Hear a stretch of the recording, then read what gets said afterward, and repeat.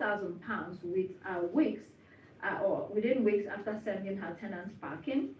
Housing charity Shelter said her behavior beggars belief, although Ali claims she followed all legal requirements. At the same time, she decided to resign due to the fact that the matter has become distracting. She says this is being viewed as a big blow to Labour Party, Yolanda, especially given the fact that they failed the Reform UK and the poll.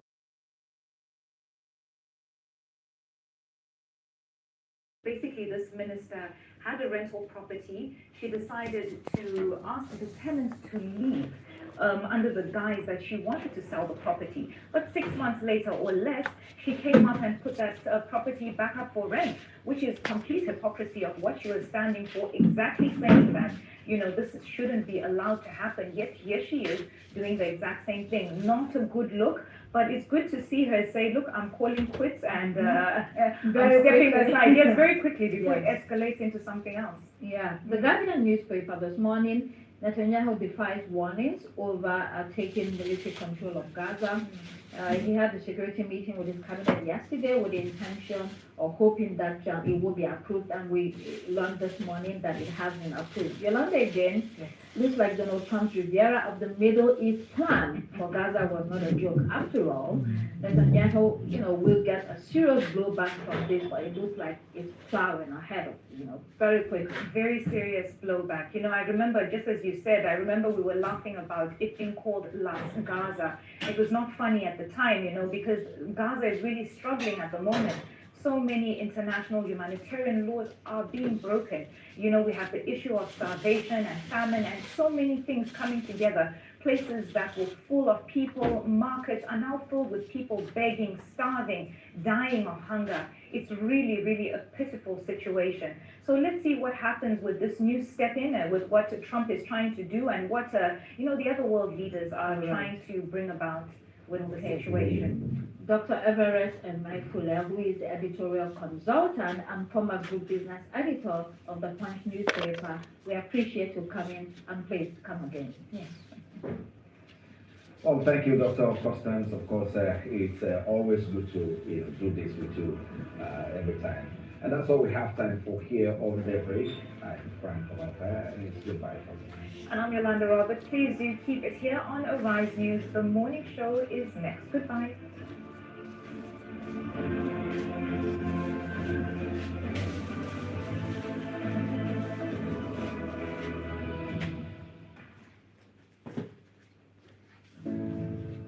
What will banking look like in the future? For over a century, we've been growing to meet the needs of an ever-changing world, delivering unique solutions to help our customers reach increasingly bigger dreams. Innovating to create an exciting new world of convenience and freedom, where what you can achieve is only limited by your imagination. Opening up new, more inclusive channels for commerce. Empowering a new generation to reach beyond their dreams and grow into the giants that we're always meant to be.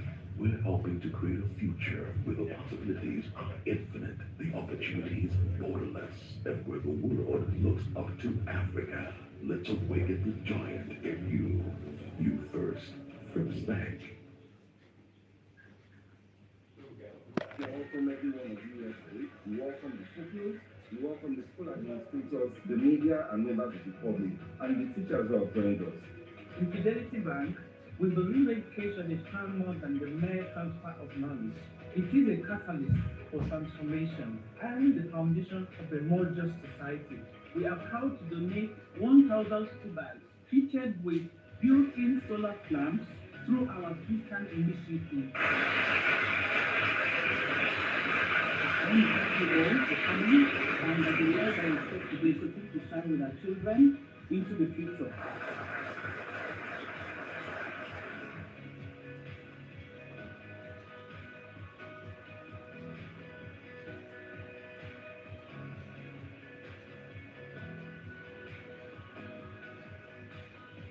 We are Fidelity. We keep our word.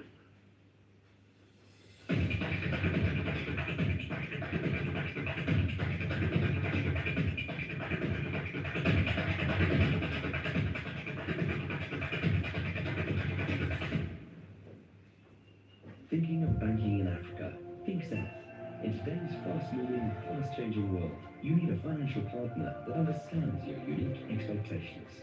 A bank with presence in major financial centers across the world, with the enabling platform to facilitate seamlessly whenever, wherever, however.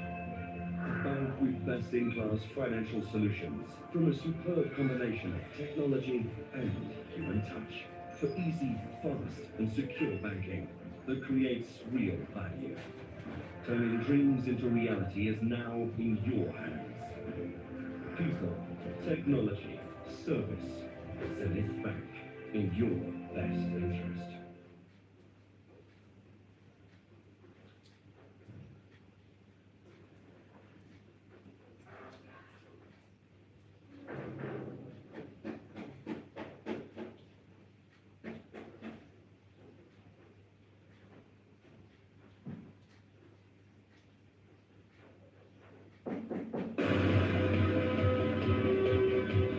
You're watching Arise, the world's standout news channel. Arise News, awards, and beyond.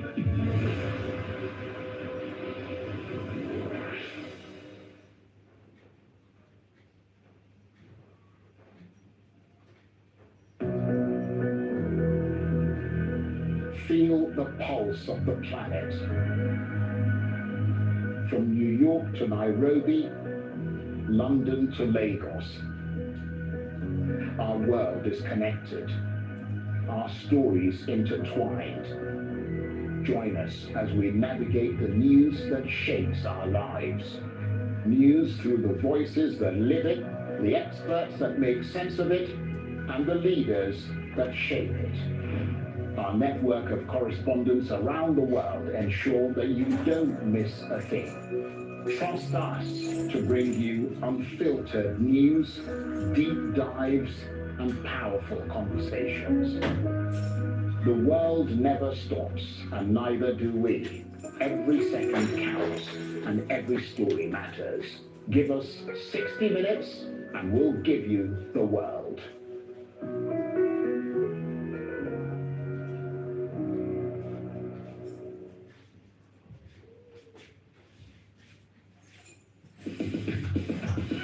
Naira, shillings, China, yen, interest rates, a lot of gains. Commodities, bonds and shares.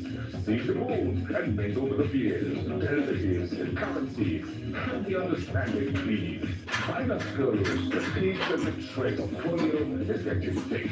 Come on, trade. Let your money move with the wisdom. Trade, trade. Let the markets take you there. Stay up to date with business and markets every weekday on the Rice Exchange.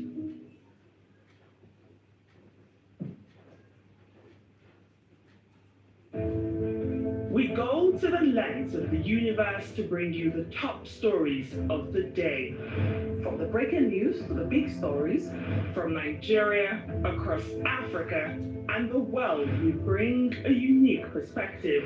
a Nigerian perspective, an African understanding of global events as they occur, Politics and policy, people and events. thought leaders and newsmakers, innovation, technology, culture, and the arts, as well as everything else in between. every night on Africa's premier news broadcaster. We ask the hard questions and get the answers. Speak to the experts that give the deep insights on issues that shape our world. Every news night on Arise, the world's standout news channel.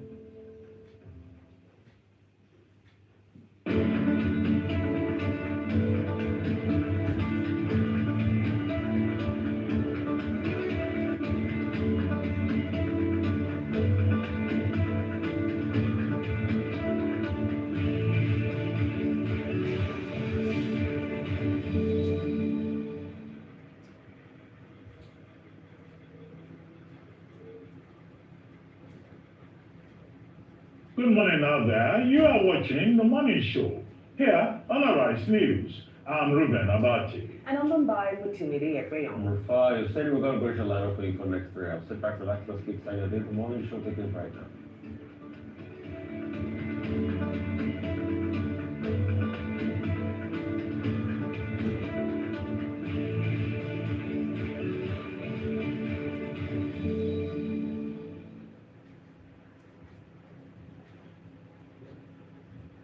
The finger pointing between the ruling All Progressives Congress, APC, and the opposition African Democratic Congress has dominated the headlines over the past few weeks.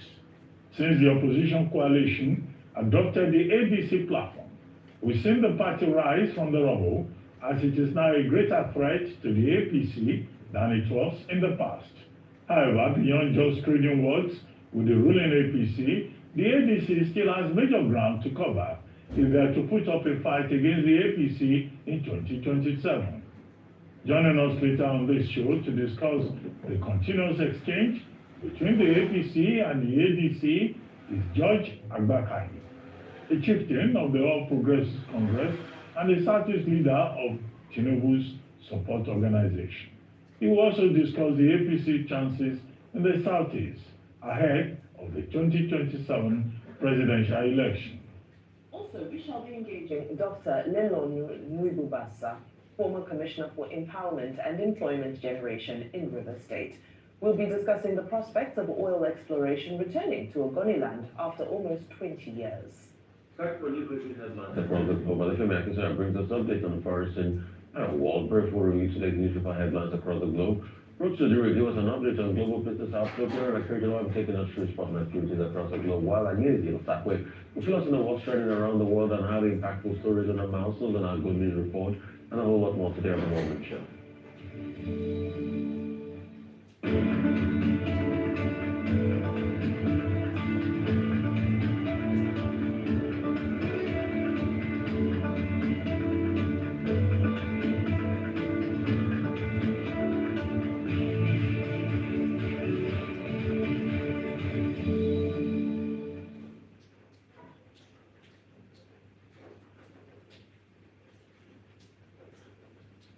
Welcome back to the morning show here on Arise News. It's now time to take a look at news stories making headlines around the globe.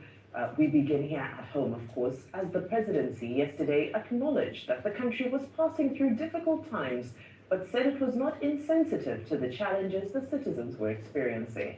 It said the President Bola Tinubu government was making a conscious effort to address the country's economic problems and improve the lives of citizens. Mentioning existing collaborations between the federal and state governments to alleviate the hardship in the land, the presidency also highlighted steps being taken to address food insecurity in the country. Presidential spokesperson Mr. Sunday Dare made the assertions in a long statement titled "Critique Requires Fact-Driven Narratives," a response to Daily Trust editorial. The presidential media aide pointed out that many of the government's policies currently facing criticism were precisely those designed to secure a more stable, prosperous future for Nigerians. He cautioned against misrepresentations, selective projections, and alarmist narratives, emphasizing that such distortions hinder public understanding and detract from ongoing progress taking place across the country. And now to issues pertaining to education.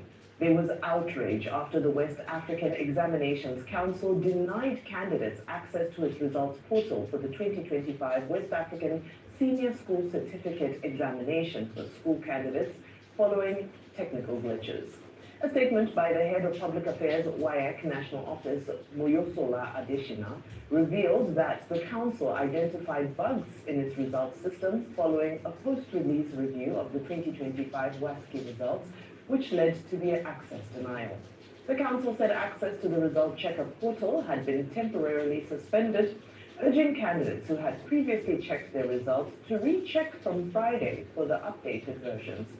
While defending its serialization method for mathematics, English language, biology, and economics, WAEC admitted that the post-release quality checks exposed technical glitches in its back-end systems. Also, the Federal Ministry of Education on Thursday confirmed that it has resolved the technical issue and used the opportunity to announce a key reform initiative. That's the phased introduction of computer-based testing, CBT, by both WAEC and NICO, beginning with the objective components of exams for November 2026. And now lastly, the Minister of Aviation and Aerospace Management, Festus Keyamo, yesterday directed the Nigeria Civil Aviation Authority, NCAA, to place Fujisa Wasiu Ayinde, also known as K1 the Ultimate, on a no-fly list. The minister, in a statement issued via his X handle, said he had received reports from all the relevant aviation agencies regarding the altercation between the staff and crew of ValueJet and Ayinde at the Nnamdi Azikiwe International Airport, Abuja, on Tuesday, August 7, 2025. He noted that he had also received video footage of the incident. Minister Keyamo explained that from all the details he received so far, his preliminary impression was that it was a case of temporary loss of sanity and control on both sides, which could have led to serious fatalities.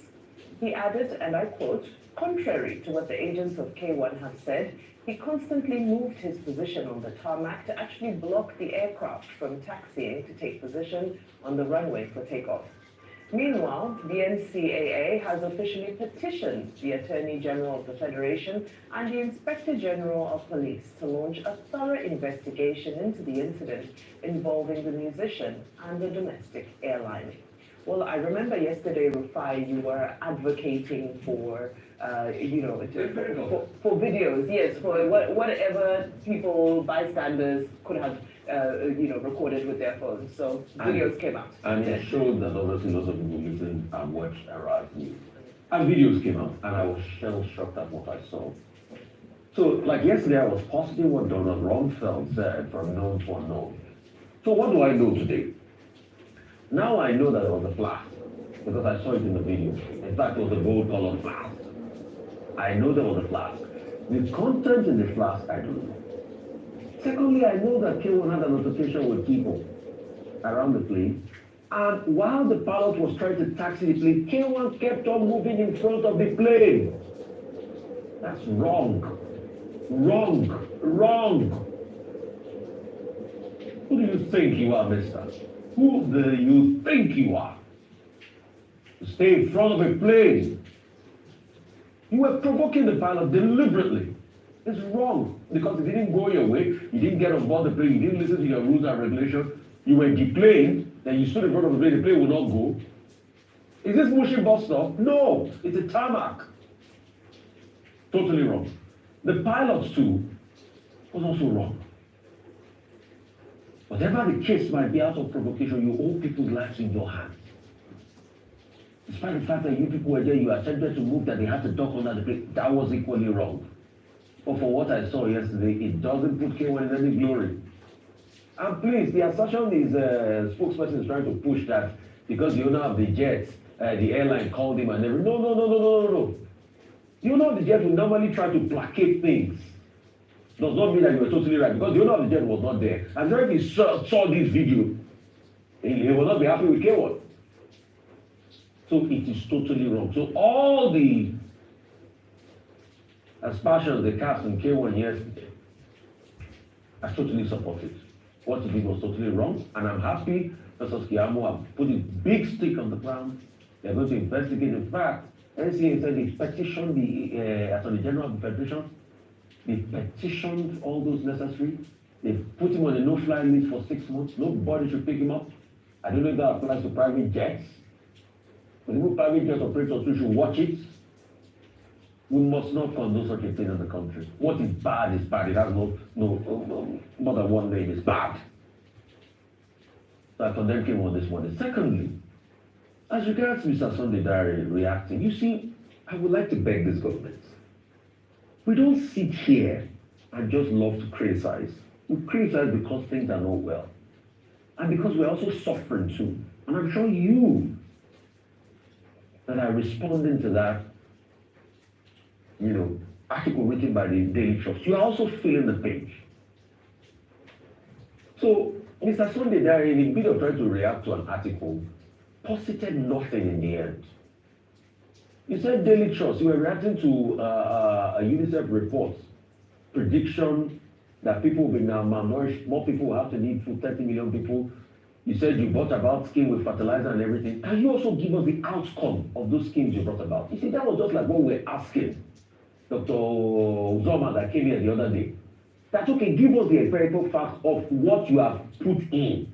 You see, there's something called garbage out. If you put thousands of fertilizer bags in for farmers and you help farmers, there must be an end result. So what was the end result as a result of that? And how did that help cushion the effect of poverty? So, okay, you can't say people should not talk when they are feeling the pangs of hunger. You talked about people being malnourished after COVID. They are trying the best. They are doing school feeding program. Has it stopped people being malnourished? Because people like UNICEF and these NGOs are the ones on the field. They are the ones that are giving people pellets to cure hunger. There are kids that are being malnourished in parts of the north. Is it because we don't bring out the videos and show every time? Is that something that you were also reacting? You felt offended because they say the Naira is worthless. The Naira is worthless now as we speak. Should I give you the empirical facts?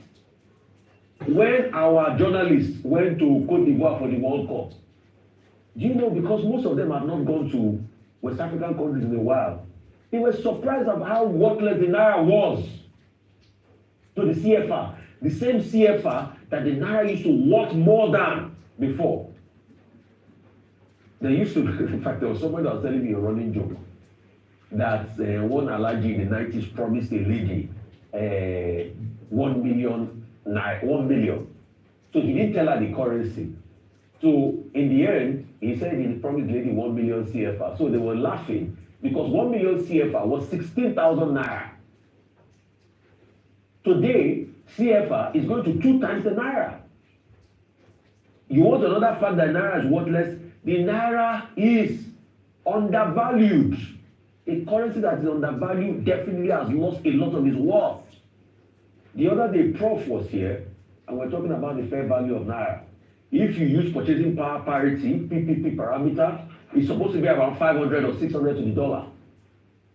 If you use ref parameter, it's supposed to be about over 1,000 to the dollar. Today is 1,005 something. So, and that also passes through inflationary positions into our currency. It's undervalued. So a currency that is undervalued, when you look in relative to the Naira, it's not as what it used to worth before. And people are complaining. We want this country to do well. That's why we talk every time. And please, it's best you people in government to listen. When you do well, when we see the fact, we will report it and celebrate. We are all Nigerians. We are all in this together. The most basic thing in aviation is security, is safety. I think it was shocking yesterday that we had the news that King Wasiu Ayinde Marshal Anifuwoshiri, popularly known as Kwam One, found himself in a situation whereby he had to be engaging the flight authorities with regard to the fact that he was carrying a plastic container, which they said was containing liquid above the limit. The nature of that liquid, even Keyamo, the Minister of Aviation himself, says it doesn't matter. But rules are rules. Now, he refused to drop that flask. He insisted on carrying it onto the flight. That led into an altercation with the pilot, the captain of the flight, who said that flask must be dropped. He refused. The pilot insisted on his being ejected from the flight, upon which he decided to go and stand in front of the aircraft to say that the aircraft would not move. And the Minister of Aviation and Aerospace Development has provided video evidence to that effect, that he was trying to obstruct the flight. What Festus Keyamo, the minister, described as a hostage situation. So, one, according to aviation rules, safety is important. No person who is flying has the right to jeopardize the interest, the safety, the security of the aircraft itself, and also of all passengers and crew members on board.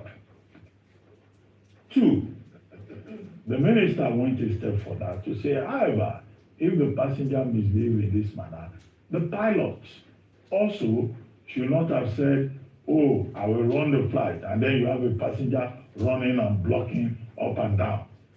And that in itself is something that is totally unacceptable, as Festus Keyamo put it. So this is the background. Now, how was the matter treated? The pilot was now placed on suspension. Our license was suspended. And then Keyamo came in after reviewing the evidence provided by the Nigerian Civil Aviation Authority and said, no, both parties are wrong. Captain Oluranti Ogoyi has no right to say she will fly while there was a passenger standing in front trying to hold the flight hostage, and in fact, by extension, trying to commit suicide. And that the other party should also be punished.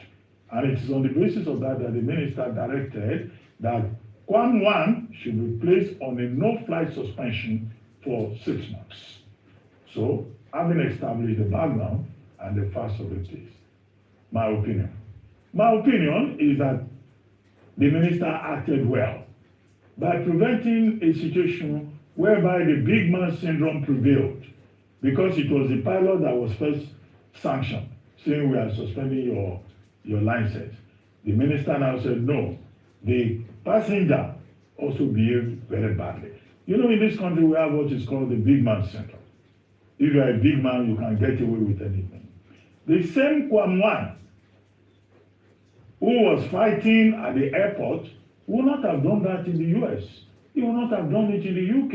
In fact, he would have been arrested on the spot and thrown into detention for sabotaging and posing a threat to the lives of other passengers and for blocking aviation operations.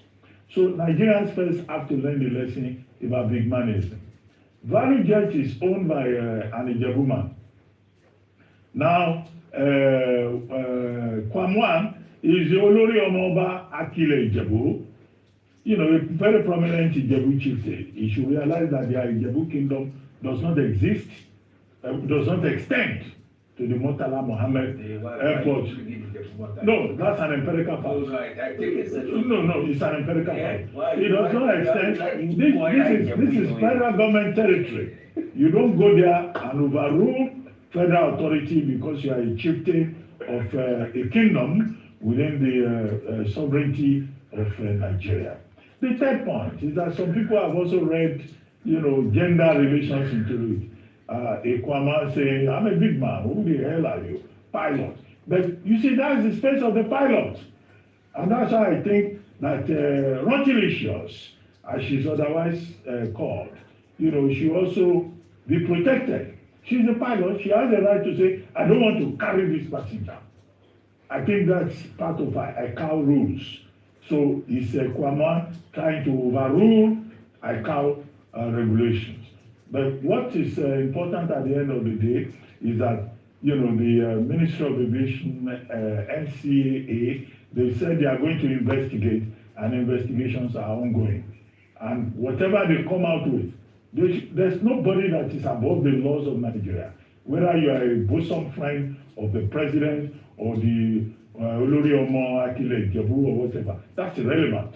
When it comes to aviation, where security is very important, and I think that people should speak up for Mrs. Oluranti Ogoyi, who became a full captain in 2021 and who has had experience in this regard. Her husband is even also a pilot. So all the investigations should look at the circumstances that prevail. But I know that in Nigeria, you know, they try to bury things. So Keyamo has shown courage. He must not chicken out, even if he receives pressure from the villa. What is that other matter about Tinubu not being indifferent to difficulties that people are facing? I think the big point made by Sunday Dali, the advisor to the president, is simply that the media should not be biased. It's simply that the media should not misinform people. And he provided evidence to say there may be difficulties, but we must put it in context of the fact that this government is working. But his concern was that, look, the Daily Trust editorial was saying that Nigeria is facing a lot of hunger, government is not doing anything, and all that. All of us must watch out for the danger of extremism, whereby you see only one side of the coin and you condemn it. We know there is hunger in the land, we know there is hardship in the land, we know that people in certain situations, like the people who are in internally displaced camps, consider themselves helpless, even hopeless. But the media is also a stabilizing force in society. And it has taken on the Daily Trust. I believe that the editors, the managers of the Daily Trust, they have the capacity to say, well, either we stand by our story or we apologize. Although Sunday Dare said, Daily Trust has had to apologize to the Tinubu administration twice in the past. So it's on both sides. A reaction to the media, not just Daily Trust, but to everybody in that space about bias and misinformation, but also a challenge to the Tinubu administration to know that there are people, because an editorial these days is not written by just a ghost.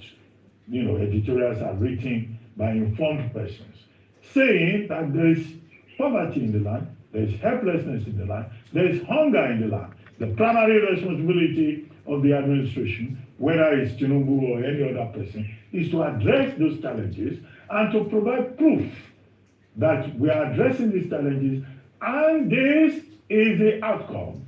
Input, output, outcome. Some people will use the phrase in economic impact analysis, impact. We need to see the impact so that more Nigerians will not complain. As for WAEC, WAEC is talking about technical glitches in the result, particularly relating to English, mathematics, and I think 3 other subjects. Now they have admitted, after parents protested, that the result for this year's 2025 result is the worst in almost a decade. I think, well, WAEC has done well by saying we will look into it, but technical glitches will not help us in this country, whether in elections or in WAEC results. In WAEC results especially, because what you are dealing with is the future of children. No matter what the innovation is that WAEC is introducing, the integrity of that school-end examination is very important. And something must be done about ensuring the integrity of that examination. Even the Federal Ministry of Education has admitted that integrity of examination results is important. Although the same way arrogantly said that those who have failed, but they will see what corrections they can make. When they make that correction, we'll be here again to assess the outcome. Absolutely. And I think we can't emphasize the point that integrity, credibility is very important. It's key, it's central. Because now the question is going to be asked, are these new results still credible? What it does is it creates an element of doubt in the system. Now, some of the reports coming out are also saying that it wasn't just this technical glitch, that the entire process was difficult, that children were not supported enough, that some were in flooded venues, that this migration to computer-based testing is difficult with epileptic power supply. There were so many issues around. However, the major thing here, the major takeaway with regards to the sitting of exams itself, especially if we're insisting that we want to follow where the world is going, with going digital and using technology, then it's extremely important for us to also embrace the culture of doing pilot tests, of doing soft runs of these things. I'm not sure why we're skipping this stage, whether it be with JAM, now we're seeing it again with WAEC, even as far as elections, like Dr. Bati has said, we're skipping the process of doing pilot projects and soft testing and running our systems before, because we have to remember that even if your system is relatively perfect, Nigeria is unique in that our population is massive. So sometimes unexpected hindrances, unexpected things happen in the system. So So I can't overemphasize that part of the process. Those who are involved in technology understand it. So I'm surprised that we cut corners when it comes to the places in society that matter the most, because anybody who is in the tech industry, who's launching just any basic app that does anything simple, knows that there is a pilot stage. It's called? Beta testing, exactly. So I'm not sure why we're cutting corners on that particular part of the process. Now I quickly go to issues that pertain to us as the Fourth Estate. And I go as far back as the 18th century, because it was Edmund Burke who actually came up with the term called the Fourth Estate. How did it come about? It was because in those days, in the UK parliamentary system, journalists were actually prohibited from reporting on parliamentary debates. So the first estate were the clergymen. The second estate were the nobility, and the third estate were the commoners represented by the House of Commons. But there was a growing culture where journalists were now being allowed into parliamentary debates and were now allowed to report widely on what was happening in Parliament. And because of this growing influence on public opinion, that's when Edmund Burke pointed to the gallery where the journalists sit and said, "There lies the Fourth Estate." Why am I bringing this to light? I'm bringing this to light because journalism has evolved over the years. So in the 18th century, around that time, especially in Europe, you find that journalism was just about reporting government notices. It was just about, it was almost an administrative exercise. It was not an exercise that embodied the values of being a watchdog, embodied the values of accountability, embodied the values of ensuring that the public is enlightened and that the public good is advocated for and protected. Now, I read the article by the Daily Trust called Nigerians Are Hungry. In fact, this morning, Daily Trust have republished that article. And I read it quite a few times because I was looking for the bias. Because throughout the article, there were several times in which the Daily Trust actually referred to government interventions. For example, the Daily Trust referred to the suspension of VAT and said that, yes, this has actually resulted in some form of impact, but that yet there's still a serious crisis with regards to affordability of food specifically. They spoke about the school feeding programs with light to malnutrition and getting children into school. And they said, yes, this has been done. However, in many places it's fizzling out. They spoke about interest rates and said that yes, the private sector have been advocating for the reduction of interest rates because they too are also struggling with regards to accessing capital at the high cost and how it's being passed down to the consumer. And then they even made recommendations, and they said, well, they recommend that if possible, the government needs to release some grain as soon as possible because more palliatives are required. All in all, the article in itself, yes, as much as it painted some harsh truths, it also did acknowledge a number of government interventions. Now, we need to be careful when doing, the work of government enlightenment, if I may call it that, not to start to intimidate the press. It's very important because if anybody reads that article called Nigerians Are Hungry by Daily Trust, I don't think that there's inherent bias because everything that was said was supported by facts. And it was also balanced in that they also spoke of government interventions and even went as far as saying the state governments also need to do more at the subnational level. So I think it's very important that we continue to protect the Fourth Estate and that we stand together with an esprit de corps, because in this particular instance, yes, there was reference to some other incidents, but in this particular instance, I've read the article and I honestly don't see anything worthy of causing any uproar about and any long write-ups. Yes, the government should continue to educate us and enlighten us about their interventions. You can never over-communicate policies.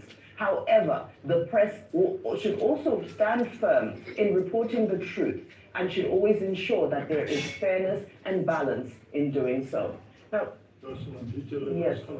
Edmund Burke, talking about Fourth Estate of the Realm, that was in 1749, in the 18th century, English Parliament. The basis for freedom of expression was established by John Milton in the Ariel Magnetica in 1644. So, it even dates much back. And there's always this tension between freedom of speech, freedom of expression, accountability, and government all over the world. The worst one in the totalitarian, authoritarian administration, whether the Soviet Union or Trump's United States.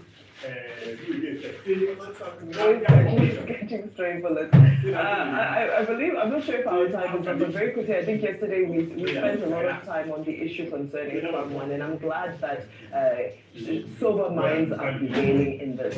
Yesterday, we continue to say that we can't over-sanitize our aviation sector, especially the domestic leg of it. And this is what we're seeing. We're seeing swift intervention, and now we've seen consequences for bad behavior.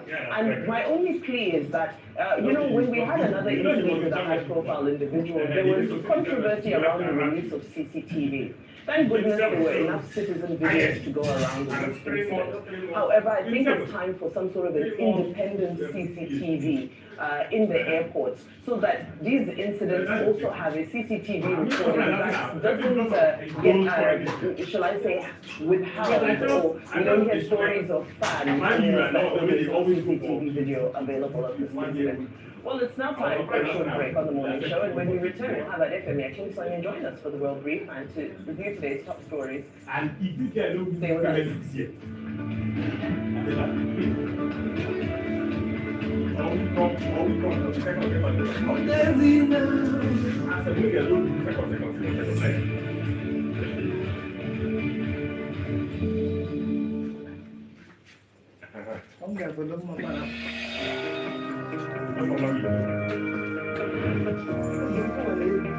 In a land where every dreamer seeks security,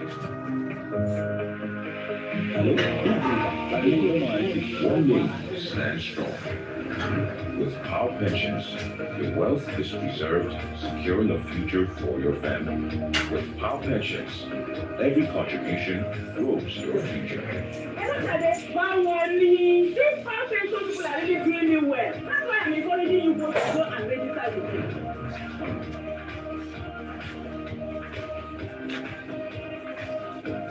Turn today's work into tomorrow's security.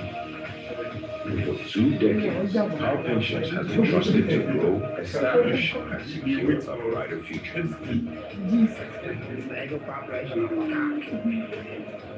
Secure your tomorrow by starting today. Power Pensions, your path for life.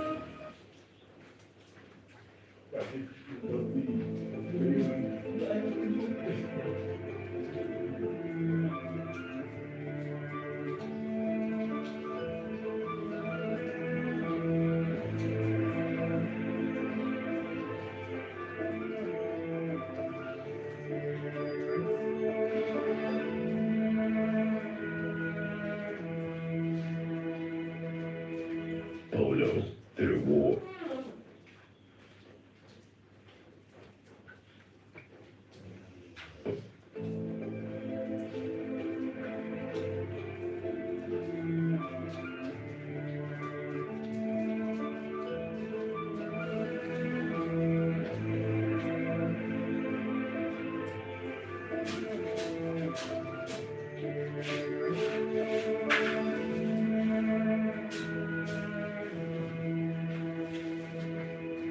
Polo, the reward of success.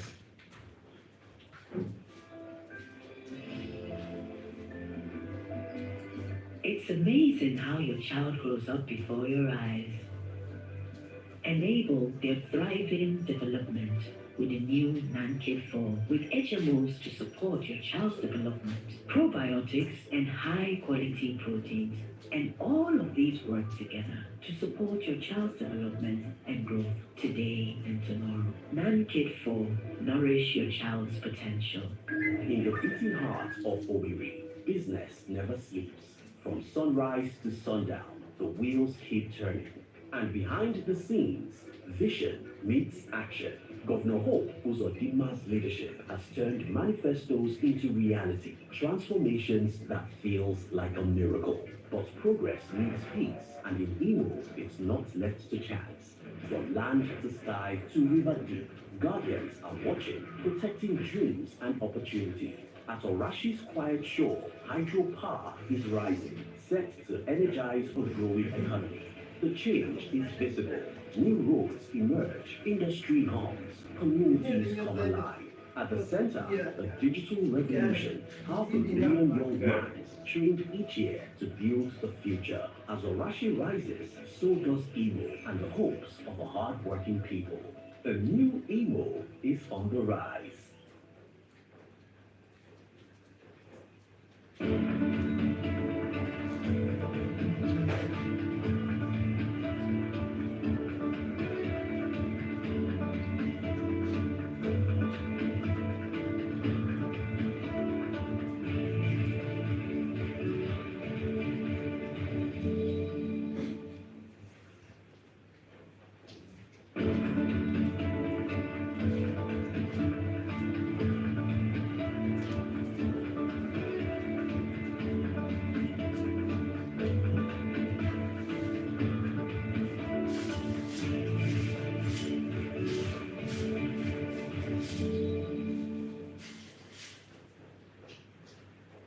Welcome back to the morning show here on Arise News. Joining us now for World Brief and the review of some of the headlines of today's newspapers from around the world is Adjofemi Akinsanya. Good morning, Adjofemi. Good morning, Dr. Ruben. Welcome back. Good morning, Bimbai. Good morning, Rufai. Yes. Well, congratulations on your award. Oh, She's an award-winning journalist. So I was late to the party. It was earlier in the week, but thank you so much. Today is Friday. Today is Friday. Today is Friday. Oh yeah.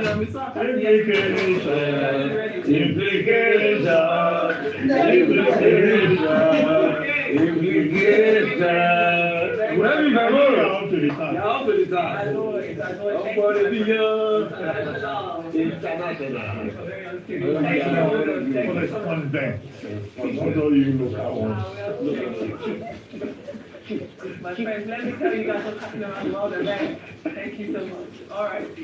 Well, let us start with this number.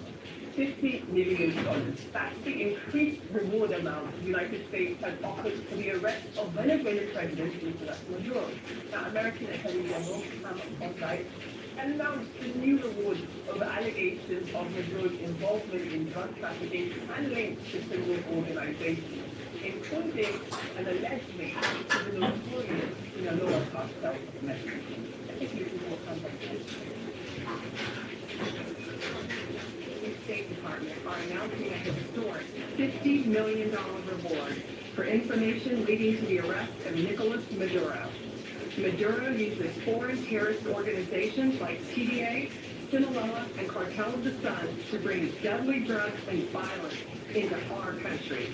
To date, the DEA has seized 30 tons of cocaine linked to Maduro and his associates, with nearly 7 tons linked to Maduro himself, which represents a primary source of income for the deadly cartel based in Venezuela and Mexico. Cocaine is often laced with fentanyl, resulting in the loss and destruction of countless American lives.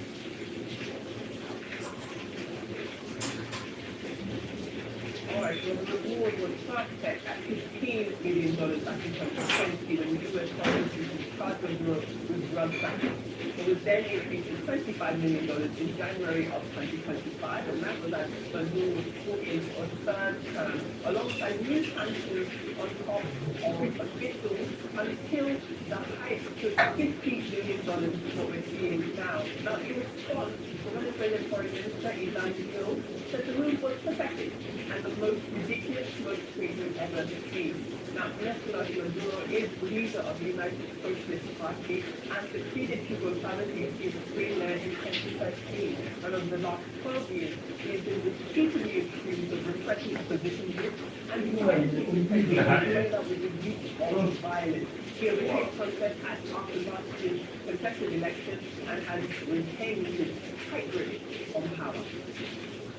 The Middle East now, but Israel, the Turkish cabinet, has approved a plan from Prime Minister Benjamin Netanyahu to occupy Gaza this week. Now, the IDF, Israel's defense forces, will now prepare for the takeover of Gaza, according to a statement from the Prime Minister's office. Now, there had been mass protests across Israel against the move, and families of the hostages still in Gaza call the expansion of the war a death sentence. Now, some historical background here. We know Israel had occupied Gaza following the 1967 war, but it is withdrew its forces 38 years later in 2005.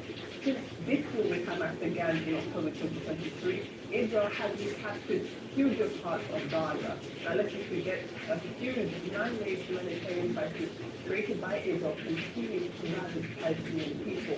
More than 63,000 Palestinians have been killed since October 7, 2023, and just over 1,000 people have been killed in Israel over the same period. Those are the two stories. Now, hear your thoughts before we go. If you have a lot of cases, so I speak up for three. Okay, so real quickly, let's play give this ball. Played in America, another part of the world called the game of pickleball. Okay. Pickleball, I see you, right? Now is the time of Nicolas Maduro. Listen to me. I'm not saying Nicolas Maduro is right. I bore what he has done to Venezuela. I bore his links to drugs. But a Trump government has the temerity to put a 50 million wager on him. The same Trump that was found guilty on 34 counts of business falsification. He's a convicted felon. It's just that he's not going to go to jail for it, but he's a convicted felon. I don't know, maybe he'll have to pardon himself at some point. Is it America? The same America that knew that Manuel Noriega was doing a lot of drug deals, but because it was a CIA asset for so many years, they left him. But when it was time for them to pick him up in this game of pickleball, it came, pickleball, I see you. And they flushed out Noriega. So, I'm not saying that Nicolas Maduro is right. He should be picked up if he had things to do with drug and fentanyl that affected Americans. But I'm just playing this game of pickleball that shows the hypocrisy of the world, because it's only fair and balanced to do. The same Trump that has distracted everybody's attention from the Epstein file. Now they're doing this razzmatazz where they call in the Clinton family and a couple of other people, but themselves on that committee. Just like the pickleball going on in Israel. Netanyahu, with his very right-wing government, is not saying that they're going to do the big one. Go in there, decimate another land. America is watching them. America definitely is aiding them with weapons.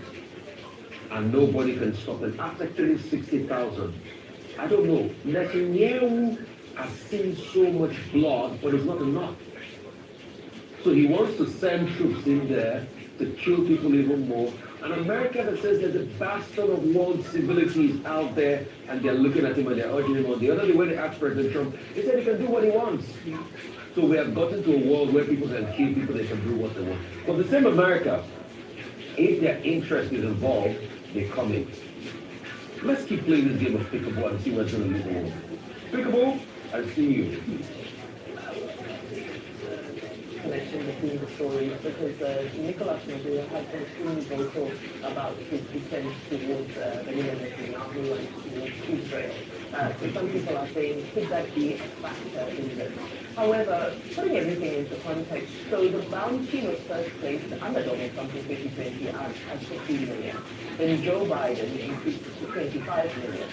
And now it has been increased again to 50 million. Now, for context, 25 million was the bounty they had put on Osama bin Laden.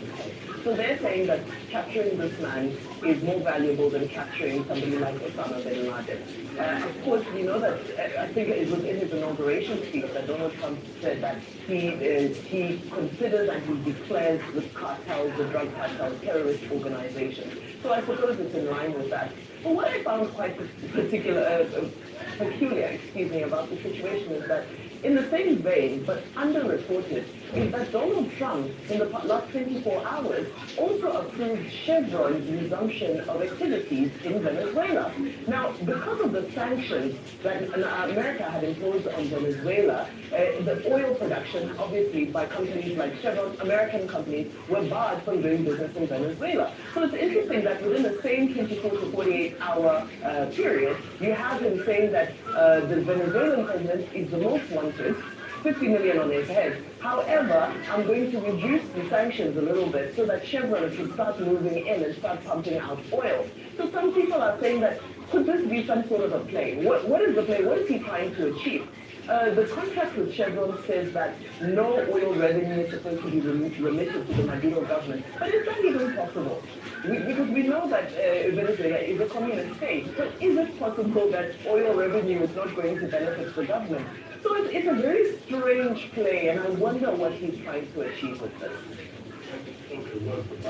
There's no love lost between the United States and Venezuelan President Nicolas Maduro. Attorney General Pambon, was saying yesterday that the leader of the narcotics ring, West Africa, in that Latin America, in other words, that is a criminal. And now the State Department has placed a bounty on him. Now, this didn't start now. In 2020, President Trump, as the president at that time, placed a bounty of $50 million. When Biden got there, he increased it to $25 million, the same amount as was placed on Osama bin Laden. Now they have increased it to $50 million. And the State Department is saying that anybody that is in a position to provide information will take this reward. However, government officials and their family members are not part of it.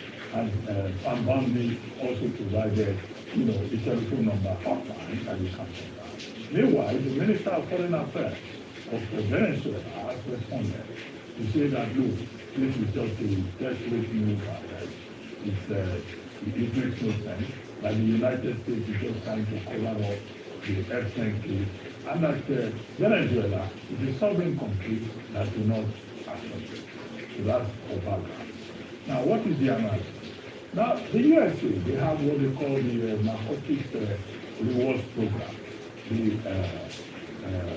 NRP, under which they say the United States has the right to go into other countries where there are issues that are, affecting American security interests. The question to ask in international, who gives America this power to be the policeman of the world? Because it's the same situation that we're seeing now in Venezuela, that we see also in Brazil with regard to the issue of Jair Bolsonaro. But however, this is not the first time. In 1990, the U.S. adopted and imprisoned to the died in 1983, okay, they released him a few weeks before he died, Manuel Noriega of Panama. So the whole argument is that, this man is facilitating, drugs into the U.S. with the cartel of the Sounds and with also the Cariola group in Mexico. But can they prove it? But the major issue, of course, is that the election that was held last year, July 28th, they are saying that Maduro did not win and that there is no result. So this is a major issue in international law. How do you intervene and dictate to another sovereign state quickly? As for Israel controls aerial access to Gaza, to the Gaza Strip. Israel controls communications in Gaza Strip. In other words, what I'm saying is that Gaza is already under occupation. If the Israelis are saying, they want to do full occupation, which full occupation do they want to do again? In fact, the whole of Gaza has been stripped naked.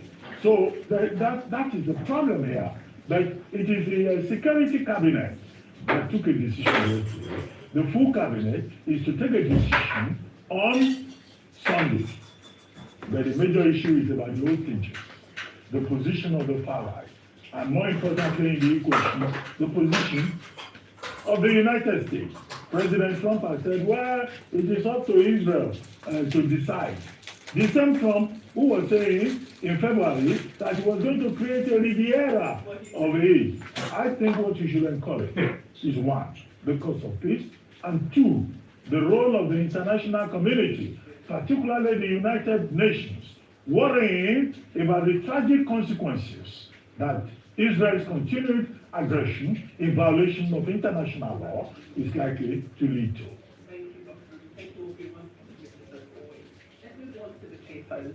Let's take a look at the front page of This Day. Now, This Day this morning reports on, of course, his value as Aviation Minister Festus Keyamo instructs the Nigerian Civil Aviation Authority, which has asked the Attorney General of the Federation and the Attorney of Police, Kayode Egbetokun, to prosecute Wasiu Ayinde, the popular Fuji musician known as Farm One, also placing on a no-fly blacklist for 6 months for his conduct at the domestic terminal of the Nnamdi Azikiwe International Airport in Abuja. That's according to NCAA's Director of Public Affairs, Michael Akinobu, who made this information public during a press conference on Thursday. Now, the leadership on Friday does also leave with the same story. It goes on to picture the 4 involved parties, including the 2 pilots who have had their licenses suspended with immediate effect for breaching aviation protocol by starting their departure without advance clearance protocol. Staying with the aviation industry, the New Telegraph leads with a major disruption in Nigeria's aviation sector on the way as 4 key workers' unions have declared a total withdrawal of services beginning Monday, August 11th, over the government's failure to implement a long-standing salary agreement. The strike action is primarily targeted at the Nigerian Airspace Management Agency, NAMA, whose workers, the unions say, have been shortchanged despite a salary review agreement reached over 8 months ago. Now, economist Bismarck Rawani also chimed in, quoted in the paper, saying that states are obsessed really with starting airlines and building airports, but only 4 are viable. Now, the darkest side of aviation is illustrated on the front page of the Punch this morning, and that's as 6 people were killed in a small plane crash in the Kenyan capital of Nairobi. This is just days, of course, after that helicopter crash of politicians over in Ghana. Now, the Punch also leads with the crisis following WAEC. Following glitches in grades, candidates have been asked to recheck the new results after 48 hours. The paper also reports that 29 governors spent 80 billion naira on travels in 6 months. The Vanguard leads with the federal government's warning that heavy flooding will hit 198 local governments across 31 states. That leaves 832 communities at risk and threatens the disruption of more than 100 major transport routes. The Daily Trust leads with protests in Zamfara State by nursing mothers and elderly women from the Jimwawa village over the deadly bandit attacks that have killed more than 100 people in villages, including Madar, Ruambore, and Fame Baza. And there's also news of the National Hajj Commission of Nigeria announcing the 2026 cost for Hajj pilgrimage to Saudi Arabia at 8.5 million naira per person. The Guardian leads with an eye-opening deep dive into what it calls toxic braids. That's as cancer and fertility risks trail Nigeria's so-called obsession with synthetic hair.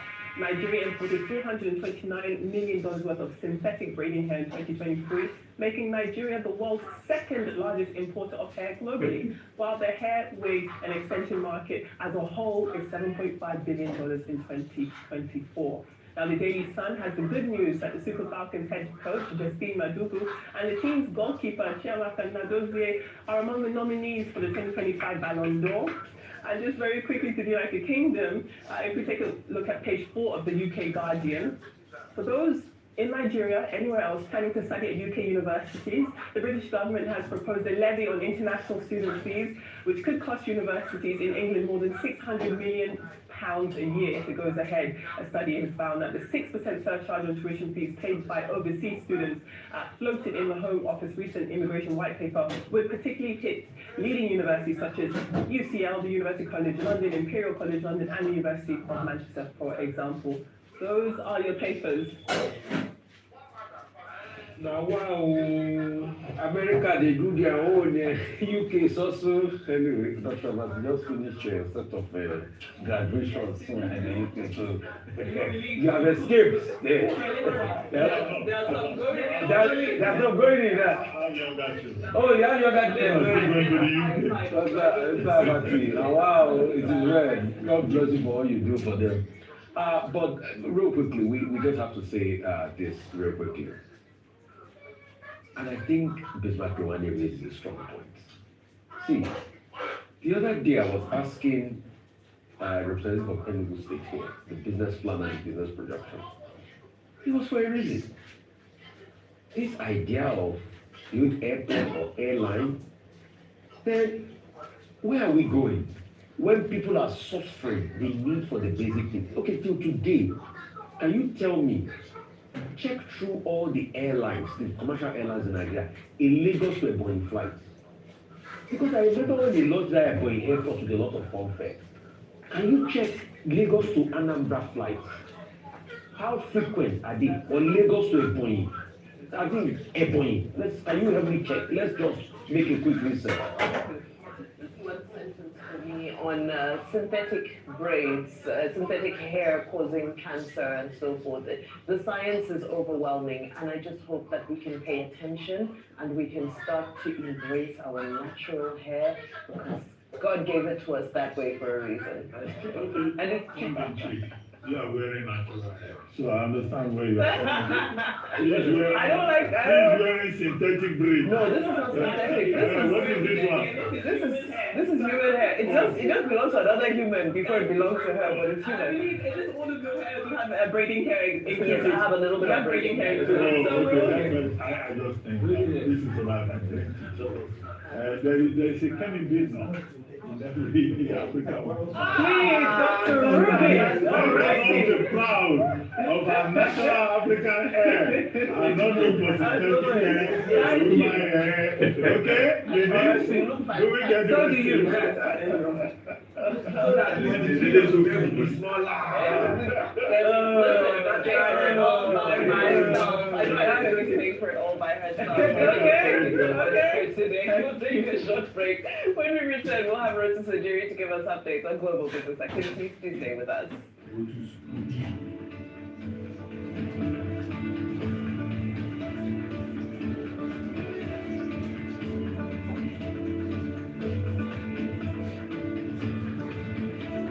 Brutus.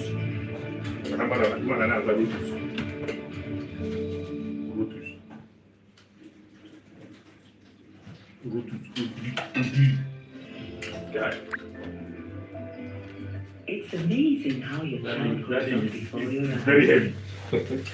Enables their thriving. I'll go Google that. With echelons to support your child's development, probiotics and high quality protein, and all of this work today. One kid full, nourish your child's potential. Internet check African Trade Fair 2020, the gateway to abundant opportunity, access to a continent with more makers and creators, more technology and manufacturing capabilities, more innovators and collaborators, more information and knowledge, opportunities, resources, and create space for more infrastructure, connectivity, and networking. More creativity, production, and more deals for the people.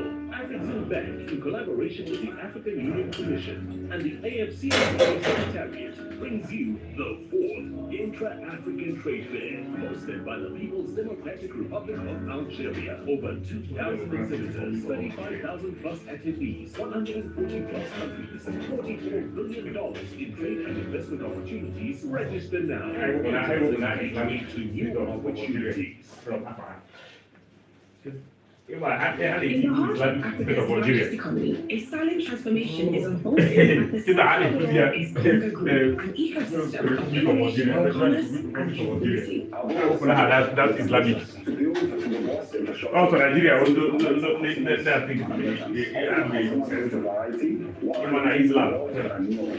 Even the Islamic people say, national education every day. Conga Health, all science meets beauty. We are the engine behind Conga's nationwide delivery power. We are redefining commerce in Nigeria, connecting millions of buyers and sellers through a secure, trusted, and scalable marketplace. Conga Corporates serves the needs of corporates, delivered at the right price, at the right time, with peace of mind. Conga Pay, a fintech built on integrity for seamless transactions for merchants and everyone. Conga Radio and TV, connecting brands to their target audience and markets. With Conga, what can't you do? Conga Group, the e-commerce group you trust.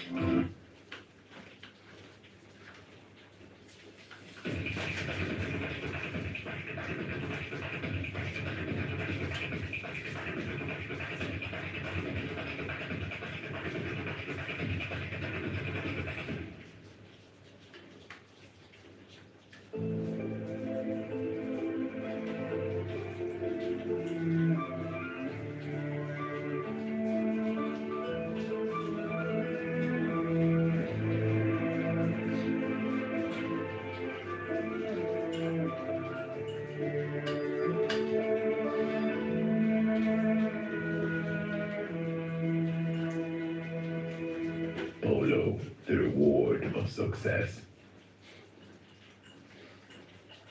Are you a foreign national living in Nigeria with an expired visa? Don't panic. The Nigeria Immigration Service has introduced a special amnesty program just for you. You've overstayed your visa on arrival. Your single entry visa has expired, or comprehensive expatriate residence permit and automated card (SAPAC) is overdue by more than 30 days. This is an opportunity to regularize your stay without penalties. Hurry, as this grace period ends on 30th September 2025, and from October 1st, enforcement begins and violators will face immigration action. So don't wait until it's too late. This is more than a policy. It's a gesture of hope, thanks to the thoughtful leadership of President Bola Ahmed Tinubu under the New Hope agenda, with the Midas touch of the Honorable Minister of the Interior, Dr. Olubunmi Tunji-Ojo, and Controller General of Nigeria Immigration Service, Kemi N. Nada. Visit www.immigration.gov.ng or amnesty.immigration.gov.ng. This message is from the Nigeria Immigration Service.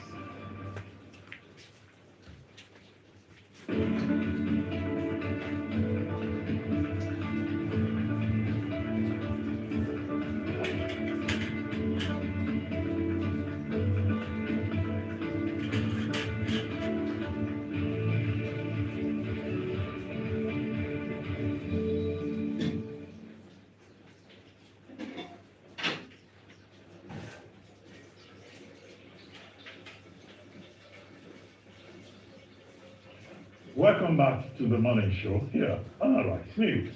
Now for global business updates. Rotus Udiri joins us. Good morning, Rotus.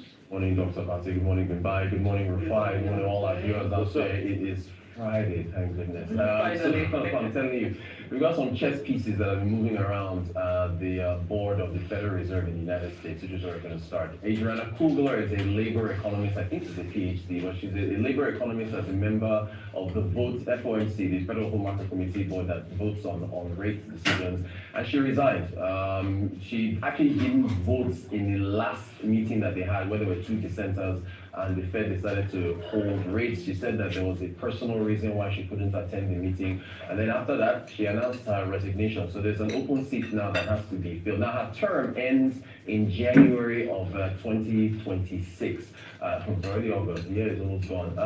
President Trump then put a post on Truth Social. For this past week, he's been flirting with who he's going to appoint. So he says there, it's my great honor to announce I've chosen Dr. Stephen Moran, who is the current chair of the Council of Economic Advisors, to serve to that vacated seat until January 31st of 2026. And then in the meantime, we're going to continue to search for a permanent replacement. It says Stephen has a PhD in economics from Harvard University. He served with distinction in the first term. He served in the first Trump term in 2017. So he's a confidant and a loyalist, So Moran is an interesting guy. He had this thing called the Manhattan Institute papers that he published not too long ago. He is for less Fed intervention. He doesn't really weigh much on monetary policy. He's stuff. Well, here's the other thing. He has to be confirmed by the Senate, and it is not believed that the confirmation will happen in time before the next meeting in September. But I think he could be at the next meeting after that. But he's one of those folks who is expect to be pretty dovish when he gets there. Meanwhile, this is Christopher Waller, who's another member of the board. He's someone we highlighted after those terrible labor market numbers came out that led to the firing of the head of the Bureau of Labor Statistics. He's been calling attention to the fact that there are cracks in the U.S. labor market. He was one of the in May of next year. So all eyes now on the next Federal Reserve. The more Fed governors are coming out now and saying that their language is leaning towards a rate cut. So now we've gone from 47% chances of a rate